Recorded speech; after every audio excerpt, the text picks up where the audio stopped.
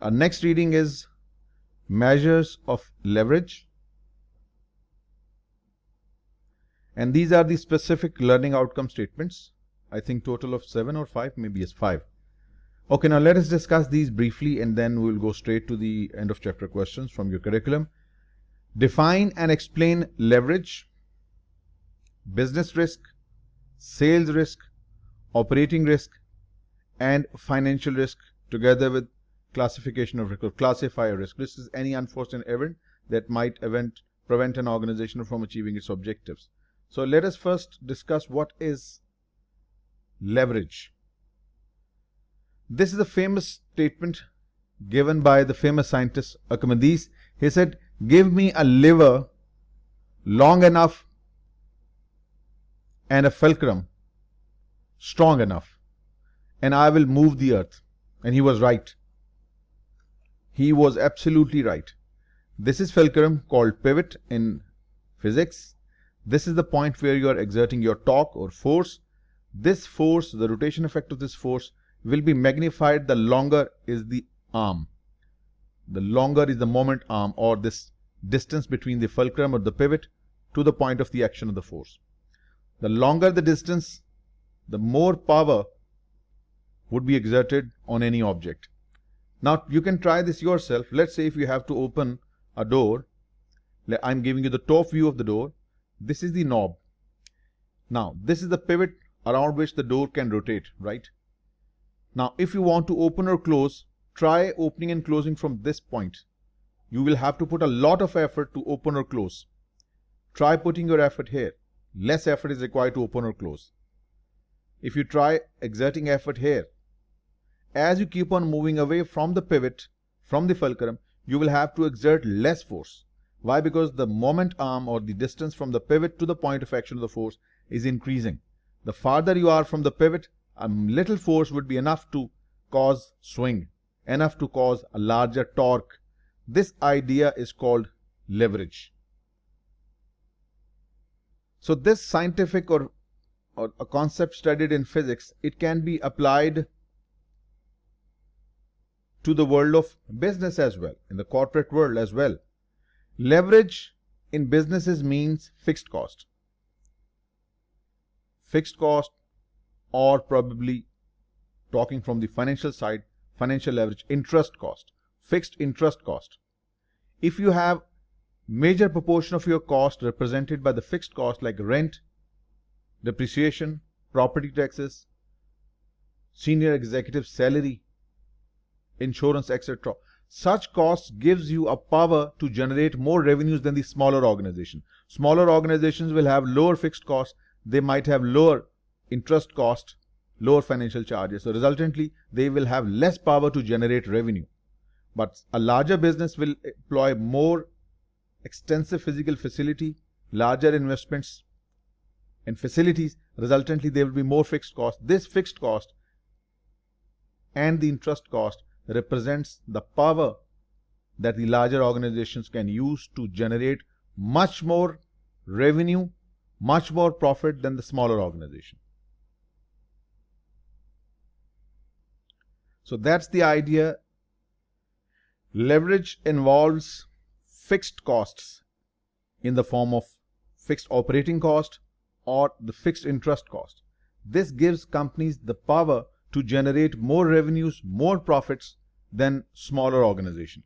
So is leverage good? It depends upon the type of market, you're operating in and the growth in the industry in which you're operating. If the things are good, economy is doing well, the sector in which you're operating is doing well, leverage will make you very rich. Leverage will result in very high profitability because you have larger fixed costs, you have used borrowed funds, you can generate more revenue than other businesses with low leverages. But things could be drastically bad for you if the economy is in downturn, there is an economic recession or slump, demand is dwindling. This leverage can kill you. I have seen this myself. I work for a company that was highly leveraged. Its financial leverage as well as operating leverage was very high. It operated many branches across the country. It had large facilities. So it had high operating leverage as well as lot of loan from banks, running into billions. Resultantly, things were good. They were generating quite a substantial amount of earnings every week. But when there was a downturn in 2008 October, things turned so bad that they were unable to pay salaries. They were unable to pay electricity and telephone bills. See, if things are good, leverage can make you very rich. But if there is an economic downturn, leverage can devastate you, can destroy your business. And I saw a business being transformed into a glitzy business, into a dark dungeon. It was terrible when things were wrong. We had to sell our cars to a leasing company and lease it back. There was a large fleet of cars we had to sell and lease back to get some financing. It was terrible. Banks stopped giving, the banks froze their lines of credit. We were literally run dry of liquidity. It was a terrible time. So leverage can be good if things are good. Leverage can be very bad, can put business in a very serious threat when there is a business downturn. So, got the idea? Leverage refers to the extent to which the fixed costs are incorporated into the business operations and in the form of interest cost. Then what is business risk? Business risk is the risk of earning low profits or losses. Business risk is the risk of earning low profits or incurring losses. Business risk has two components: sales risk and operating risk. Sales risk means whatever you sell, the volatility in the quantity sold, sometimes you sell less, sometimes you sell more. The volatility in the quantity of sales and the selling price. The volatility in quantity and or selling price, or together with volatility in revenue, is called the sales risk. Uncertainty about the sales quantity, uncertainty about the sales price, and collectively uncertainty regarding the revenues. It's called sales risk. Operating risk, as the name suggests, the risk that emanates from your operations. Business cost can be split into two categorizations: the variable cost and the fixed cost. When we say fixed cost, it's fixed manufacturing cost, fixed administration, fixed selling, fixed distribution. When we say variable cost, it's variable manufacturing cost, that's direct material, direct labor, variable overheads, variable selling, variable administration. We are not worried about these because they move in line with the level of sales and production. This is something that can put business in trouble because you have to pay fixed overheads, rent, insurance of factory facilities, fixed administration salaries, fixed selling, fixed distribution. These are the costs which can put you in trouble if there is a business downturn. These are compulsory payments. If there is a downturn, you might not be able to pay these costs, hence the business might start incurring losses. So having a larger proportion of fixed costs in your cost structure means business has high operating risk, high operating leverage. Then the last one is the financial risk. Financial risk emanates from borrowing. We take loans and fundings from the banks, debentures. The interest paid on such borrowings, such financing, is financial risk. And this does not affect your operating profit because operating profit is gross profit minus operating expenses. Financial risk affects your net income. Net income thereby affects your earning per share. Net income affects your return on equity. It affects your return on assets. Right? So financial risk is caused by interest charges, fixed cost financing. Operating risk is because of fixed costs in your cost structure, and total sales risk and operating risk collectively is called the business risk, and leverage has been explained with the help of this example. So moving on to your next LOS, it says calculate and interpret the degree of operating leverage, the degree of financial leverage, and the degree of total leverage. The degree of operating leverage, as we discussed, is defined as the percentage change in operating income that results from a given percentage change in sales. So far good as far as definition is concerned, but what does it actually mean? Let's say your sales quantity changed over the period or over the quarter or year, whatever the period is, by 10%. This 10% change in quantity sold resulted in a change of 50% in your earning before interest and tax. If you simplify, it'll be just 5. Interpreted this way, that 1% change in the quantity sold results in increase in your earning before interest and tax by 5%. We thereby can make an estimation that if your quantity sold increases by 20%, that would mean your earning before interest and tax should go up by 100%. Compare it with another business, and for such a business, increase in their 10% quantity sold resulted in increase of earning before interest and tax of 20%. So it means 2 to 1. So 1% increase in the quantity sold by such business will result in 2% increase in the earning before interest and taxes. 1, 2. It means this business has more operating leverage. This business has less operating leverage. This business, slight change in sales revenue could result in quite a significant increase in earning before interest and tax. But for this business, it has less. What would be the reason? The reason would be the fixed cost. This business has larger fixed cost. Hence, it has a larger leverage, larger lever through which it can generate more revenues. Hence, more earning before interest and tax. It's more leveraged. This business has less leverage. So this business has more potential to generate higher returns. This business has less potential to generate higher returns. But if things go bad, which they do, like in COVID-19, big businesses that had higher leverages, they are the one who are in trouble, had been in trouble. So if there is a downturn, the one that is larger with higher operating leverage will be the one that will be hit hard.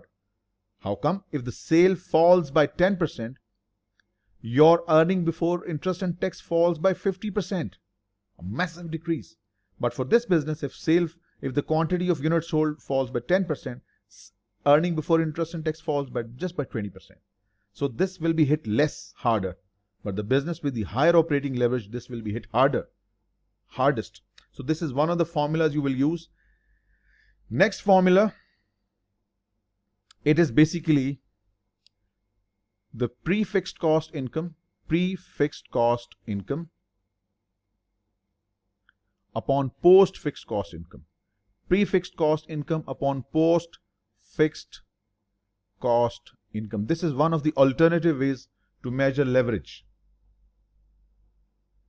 Yes, net income is taken for financial leverage because we want to see the operating leverage, and operating leverage results from your operating profit. Operating profit, right? Net income is taken when we want to calculate the financial leverage. Profit before tax is also the measure of financial leverage. Since we are interested in operating leverage, so EBIT is your operating profit. Prefixed cost income upon post-fixed cost income. Let's say a company had a prefixed cost income of $100,000, but after paying fixed cost, profit fell to just $5,000. What happened? What happened? Where did the profit go? It was utilized to pay the fixed cost. You had prefixed cost $100,000, but after paying the fixed cost, charging fixed cost against income, you have just $5,000 left, which means your leverage is quite significant, 20 times. It's a very high leverage number. So this is called prefixed cost upon post-fixed cost. But how do we do it computationally? Now, as you can see, Q is the quantity sold, P is the selling price, V is the variable cost. So Q into P will basically gives you the sales revenue. Here it is.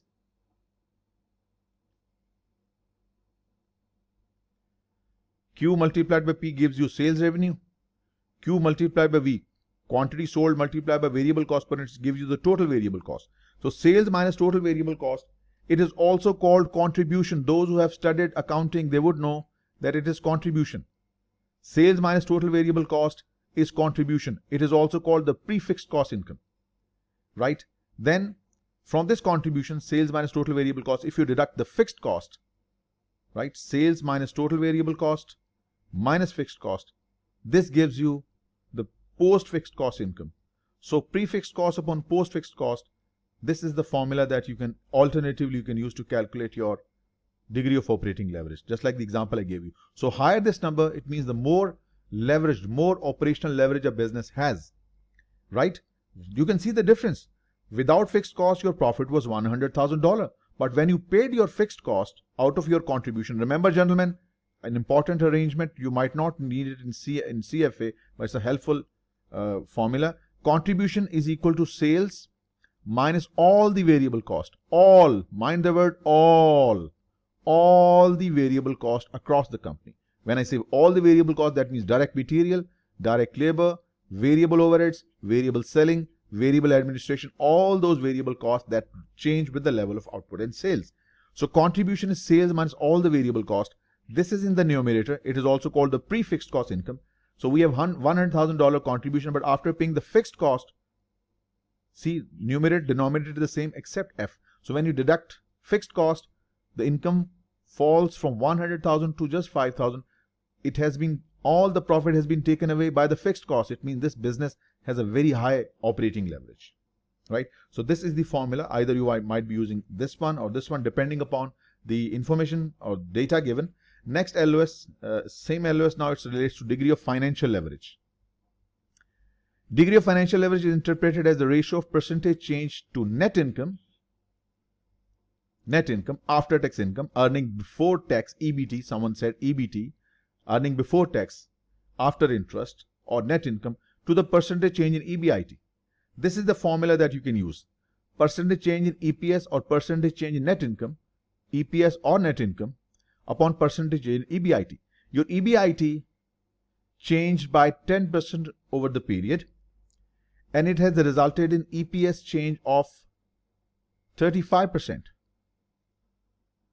If you simplify, it's 3.5. So which means 1% change in EBIT results in 3.5% change in earning per share or your net income, right? If you increase your EBIT by 10%, your EPS or net income goes up by 35%. So this business has high financial leverage. Why financial? Because the difference between the net income and the earning before interest and tax is the interest. So this is something similar that we have just discussed. Degree of financial leverage is pre-interest income upon post-interest income. Pre-interest to post-interest. Like previously, it was prefixed cost upon post-fixed cost. So EBIT is pre-interest income. Let's say it's $100,000, but after paying interest from your pre-interest income, you ended up with 20,000 only. What happened? Where did 80,000 go? It was paid off as interest charge. So resultantly, your leverage, financial leverage is 5. So remember, the financial leverage is caused by interest, the difference between pre-interest and post-interest. And operating leverage is caused by the fixed cost, pre-fixed cost upon post-fixed cost, right? Then we have another measure that combines these two together, the degree of total leverage. Total leverage combines the degree of operating leverage and financial leverage. So DTL is basically DOL times DFL, and we have these numbers previously we discussed. EBIT upon percentage change in sales. You can take sales revenue, like here they have taken quantity, no problem. You can take percentage change in sales dollar, percentage change in sales dollar, and in the numerator percentage change in EBIT. You can take quantity if you wish. You can take the sales dollar change if you wish. So here he has taken EBIT upon percentage change in quantity, but he has used percentage change in sales. And what about DFL? It is the percentage change in net income or percentage change in EBT. Yes, it can be percentage change in net income or percentage change in EBT, earning before tax, upon percentage change in EBIT. Right? If you just simplify these, you will get a final simplified version of degree of total leverage. It's equal to percentage change in net income or percentage change in EBT, upon percentage change in sales dollar or percentage change in sales quantity. So you can use any of the derivatives in DTL, DOL, DFL depending upon the data given in the question. Accordingly use the right formula. Degree of total leverage can also be calculated using this formula. QP into QV, basically it is total sales minus total variable cost upon QP minus QV, same factor as in the numerator. It is sales minus total variable cost minus fixed cost minus interest. So this is a single formula which you can calculate, you can use to calculate the total leverage. It has been combined by operating and financial leverage to give you the final result. So which formula you should use where depends upon the information given, and here it is given in the simplified version. Your next LOS says analyze the effect of financial leverage on company's net income and a return on equity. As a general rule, remember gentlemen, when your sales revenue increases, it will cause an increase in your earning before interest and tax. A minor change in sales would result in higher change in EBIT. It means businesses has high operating leverage. A small decrease in sales could result in a larger decrease in EBIT. That means business has high operating leverage.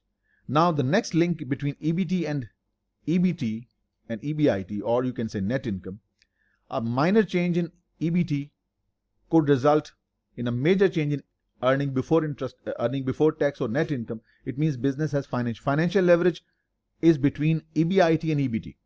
Operating leverage, sales, EBIT. I'm sure you got the idea. The fixed cost and the financial charges or interest. So our interest is between EBIT and EBT, and fixed cost is between sales and EBIT, right? So this is how they are related. So I've just drawn up a table here.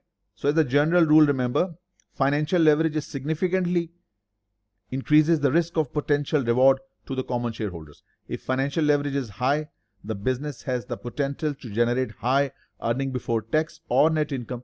Eventually that will feed into the return on equity. So return on equity goes up. But there's risk as well. If there's a business downturn, you might sustain a large losses as well. So let's take the example. This is the standard cost and revenue card. Sales prices, let's say, assume numbers, $15 per unit. Variable cost is $5 per unit. Fixed cost is $40. Interest expense is $25,000. We have calculated EBT, EBIT at different levels of sale and output. We first took $10,000. This is our sales. Variable cost, fixed cost stays the same. Your interest stays the same. So the first column gives you EBIT. After interest, it is EBT, that is earning before tax. Then our sale went up by 2,000 more units. Resultantly, our EBIT went up as well as our EBT. Again, with increase in the quantity sold, more EBIT, more EBT, more EBIT. But then again, when the quantity of sale fell to 8,000 units, our EBIT fell to 40 and EBT fell to 15. What do we want to now interpret? Just try to assess. When our unit quantity sold increased by 20%, our EBIT went up by 33%. Quantity sold increased by 25%. Your EBIT went up by 37%. But when the unit sold fell by 47%, your EBIT fell by 63%. Why there is a disproportionately large decrease in EBIT? It's because of the presence of fixed cost. It's because of the presence of fixed cost. Remove this fixed cost completely, and you will see a 20% increase in quantity, 20% increase in EBIT, 25% increase in quantity, 25% increase in EBIT, 47% decrease in quantity sold, 47% decrease in EBIT.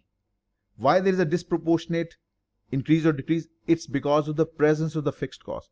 Try increasing fixed cost to a higher number. Let's say make it 80 or 70. You will see this percentage will flex even higher and even lower. So this fixed cost has caused this volatility in your EBIT, right? So fixed cost is the reason why there is volatility in your EBIT. If a business has lower fixed cost, such a business will have lower volatility with the change in volume and sales, percentage wise. But if it has a higher fixed cost, you will see a significant volatility. Now, since this business has financial leverage as well, there is interest element.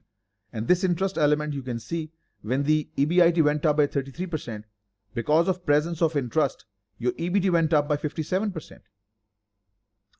When your EBIT went up by 37.5%, because of the presence of interest, your EBT went up by 54%. See, there is a disproportionate increase and decrease. But when EBIT fell by 63%, your EBT fell by 82%. Remove this interest element and you will have perfectly similar numbers: 80, 80, 110, 110, 40, 40. So it's the introduction of fixed cost that causes volatility in your operating profit, introduction of interest that causes volatility in your EBT, right? Then this is how they affect your return on assets and return on equity. Next, calculate the break-even quantity of sales,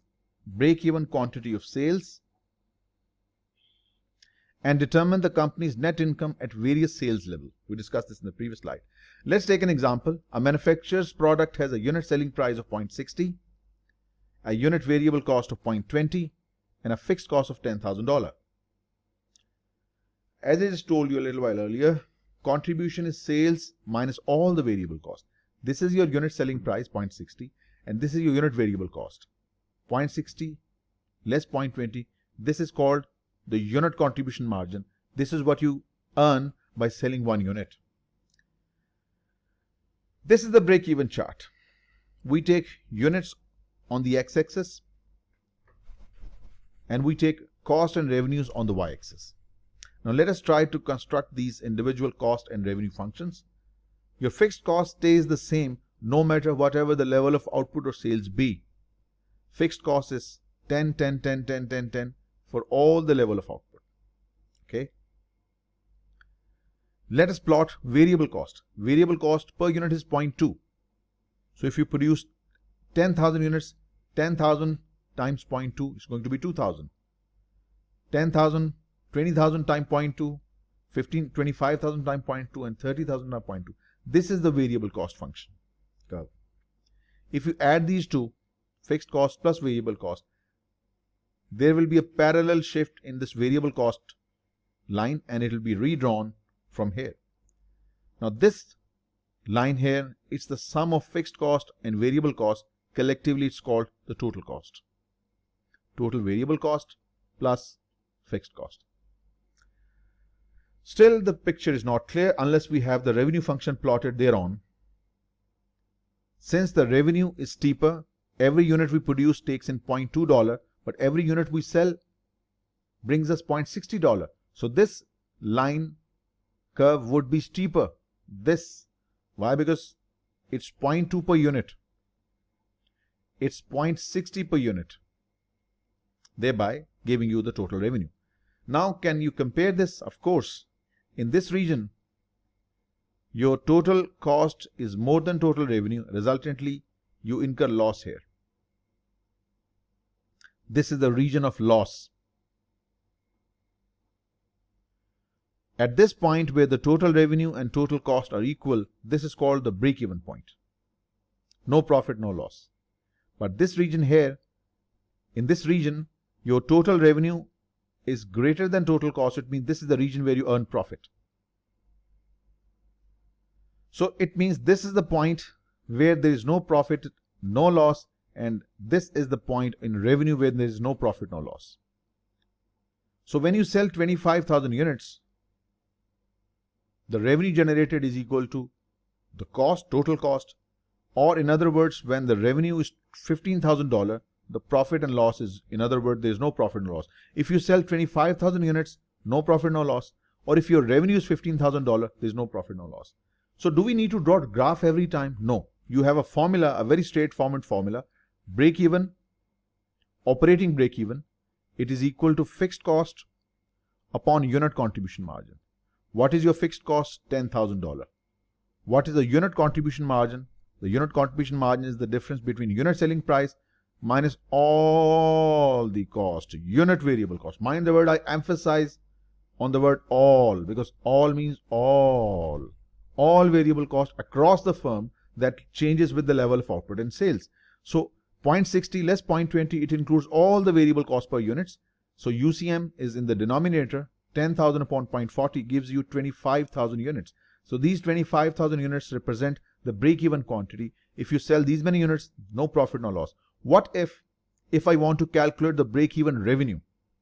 There's a very simple point you should use. I don't want to go into an extensive detail, which we do in the CMA. You can use this quantity, 25,000 units, and multiply it with the selling price. 25,000 multiplied by 0.60, it'll give you $15,000. This is the break-even revenue. So break-even revenue is $15,000, at which there is no profit, no loss, and break-even quantity is 25,000. So use just this formula. Otherwise, in CMA, we have an alternative formula where we calculate contribution margin ratio. You don't need that. Go as simple as possible what is required in your LOS. So we'll keep it till that point. So operating break-even is fixed cost upon unit contribution margin, and you can directly calculate your break-even quantity and your break-even sales revenue. So this is exactly what we used. We can also calculate operating break-even quantity of sales. This was your fifth LOS. Operating break-even quantity of sales simply equal to fixed cost, that was $10,000, upon price, that was 0.60, minus variable cost, that was 0.20. This is basically called the unit contribution margin. Of course, you will get the exact result. But if you need to calculate, gentlemen, remember this is the operating break-even. If you need to find the word break-even, just the word break-even, please remember, you don't have to just cover your fixed operating cost. You will also have to cover the interest charges upon the same idea, same formula, price. Please write this down. Maybe you won't find this in Kaplan. So price minus variable cost per unit. So if you have to calculate the operating break-even will contain only fixed operating costs upon selling price per unit minus variable cost per unit. But if you have to calculate the break-even quantity, mind the word, OBE is different. Operating break-even. This is just break-even. So in this case, you will have to take this fixed cost in the numerator as well as the financial charges or the interest cost and divide it with the same denominator, price minus variable cost. And that's all.